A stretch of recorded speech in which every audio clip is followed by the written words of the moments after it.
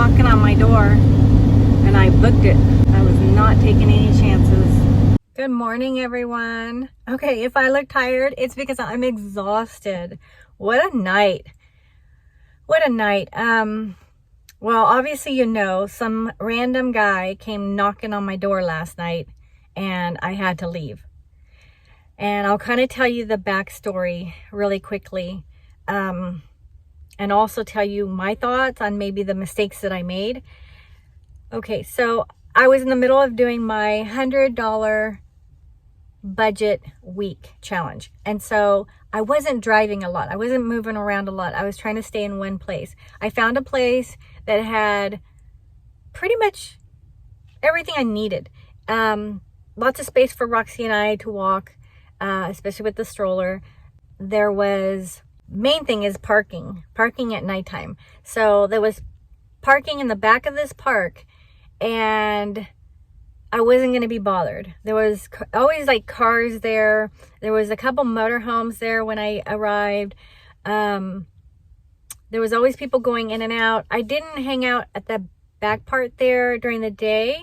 I would go to the front of the park, or there was a couple of times when I left, like to go do, get groceries, go to Michael's. I didn't drive far, but I kind of just stayed at different parts of the park. Lots of families coming because it's, where they have their games. So there's baseball fields and everything. So a lot of activity during especially the evenings and the weekends. And so I felt safe there. Felt very comfortable, very safe.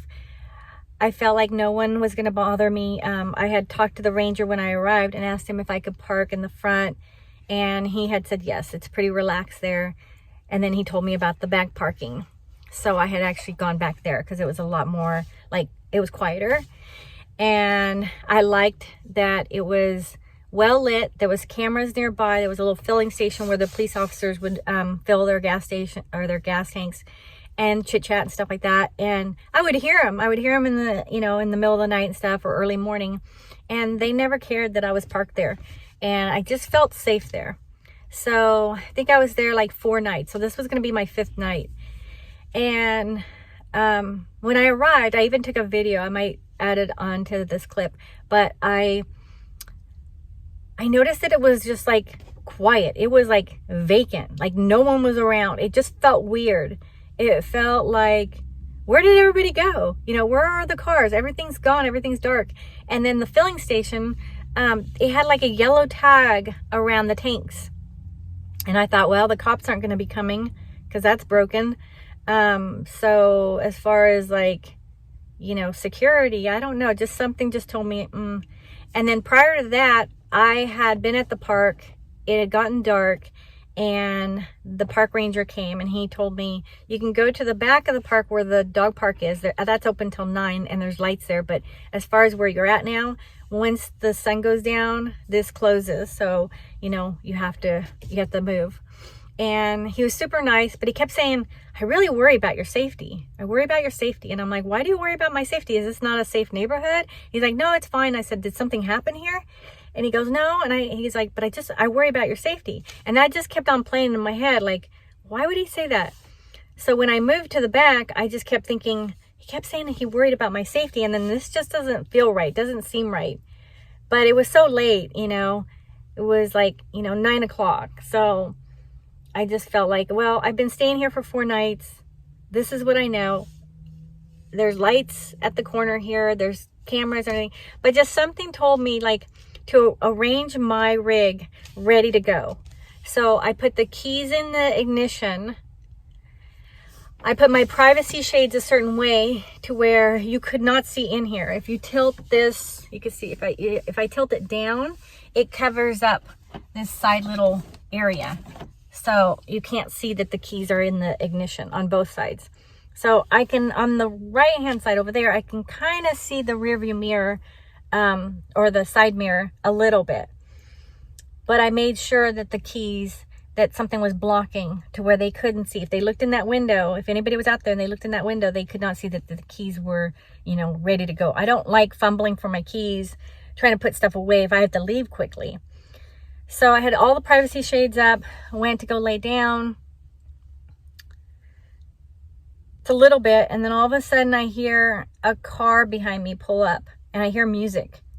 And I'm thinking, well, Rangers and police officers do not normally play music in their car. So I was just like, okay, something doesn't seem right. So I looked out my window, and I looked in my side mirror, and I could see that their lights were like right behind my rig, like up to my rig. And you know, there was plenty of space all along that road. They could have parked way far away from me, but they were like right on me. And I had parked where the curb, you know, like ended, and then it had a red curb. So it was just like no one could park in front of me. So I try to always do that, is park where I can leave quickly. There's no one going to block me. So anyways, I hear the car door. And I'm like, oh yeah, something's happening. So I jump in the driver's seat. Oh, I'm already in the driver's seat, right? So then I heard the knocking on the side door. And I'm like, okay, that's not a knock from an officer or anyone in authority. It was more like a knock, like, I don't know, like someone visiting, you know what I mean? And, not aggressive, just a knock.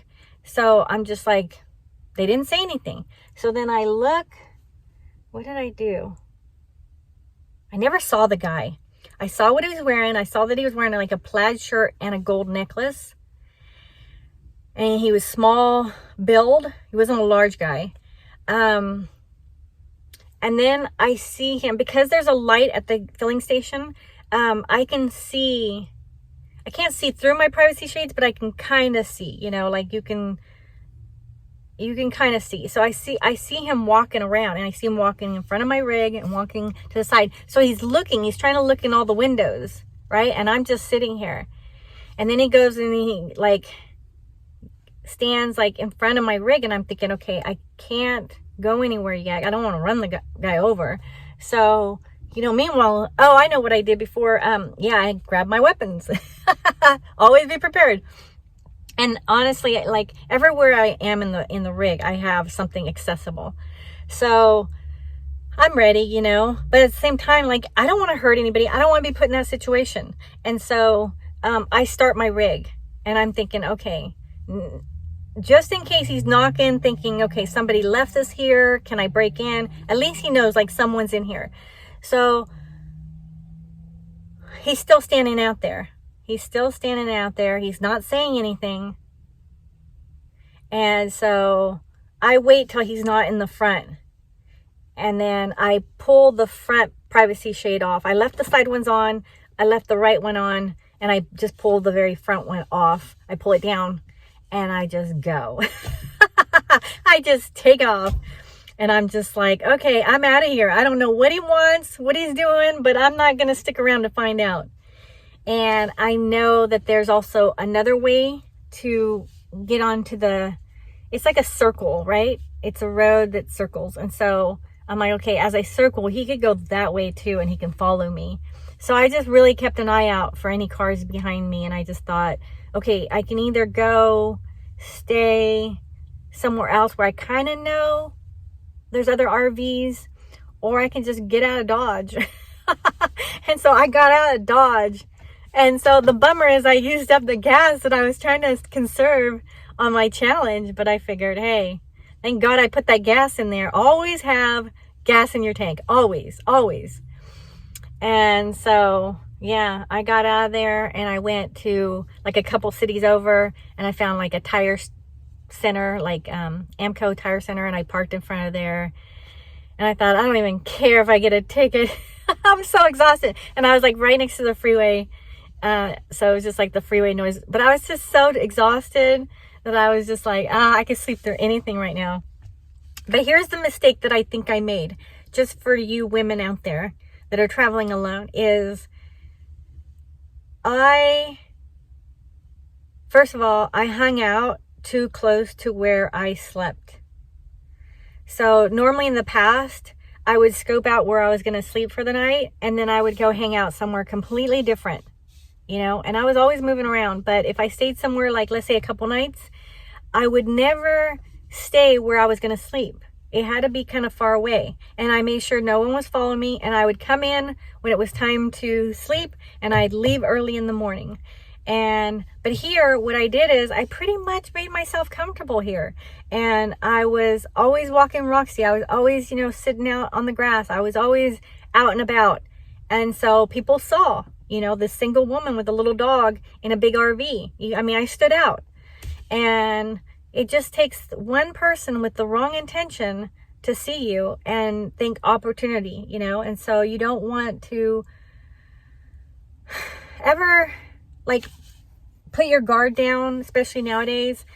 But also you don't want to make yourself so comfortable that you are an easy target. And that's what I think I did. And just something that day, like before the ranger came, something just told me like, I'm done with this place. I'm done. And so, but I just thought, you know, I'll just stay here tonight though. I just talked myself into it. But it's lesson learned, you know, and nothing bad happened. But I just thought, what was their intention? Like, why do you come knocking on somebody's door at 9 o'clock at night, you know, or after 9 o'clock at night? Like, that's going to like somebody's house at night and just knocking on the door. What do you want? What do you have? What are you expecting? You know, it's like, and he could have said, you know, if he would have said like, hey, you can't park here. They're going to do street sweeping tomorrow. You know, like say something, do something. But yeah, he didn't. And so it was so funny when I drove away. I don't know why this happens. It's probably just, you know, a total adrenaline rush. But once I got like out of there, my right leg just was like shaking. I'm trying to drive and it's like vibrating. It's like shaking. Nothing else is shaking. I'm not, you know, I'm not scared, but it's like my right leg is just like bouncing. I'm like, stop. So anyways, you know, thank God I do have protection. I you know, I stay prayed up. I have people praying for me. I have, you know, faith in God. I have other types of protection. And I listen to that gut. I listen to the Holy Spirit. I listen to my instinct. You know, when something says it doesn't feel right, it's because it's not right. If something says prepare. Like that's what you have to rely on, is rely on your instinct. You know, even if you're feeling like, okay, this doesn't make sense. This is beautiful. You know, sometimes I doubt it and I regret it every single time. So yeah. So listen to that. That's going to be your first, you know, line of defense.